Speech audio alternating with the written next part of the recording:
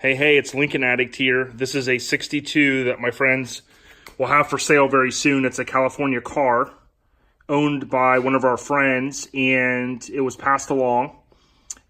It needs a full restoration, but it's solid. It comes with a motor. Of course, it needs a top.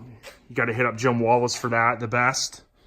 Everything is going to be complete. It will have an engine. It will have a transmission.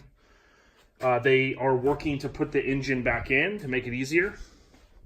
That'll be done in the next several weeks.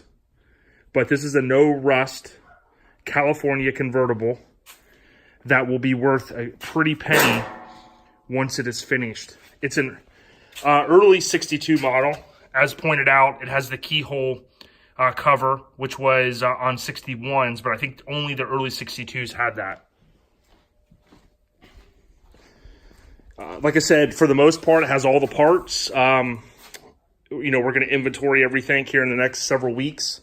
This car will be moved very, very soon, and it's available for sale. So send me a direct message or email me. I'm going to put this on YouTube, of course, as well. So let us know if you're interested. It's a nice car, and restoration can be done. You just would have to work that out with Lincoln Continental Services here in Clearwater. All right. Take care, y'all.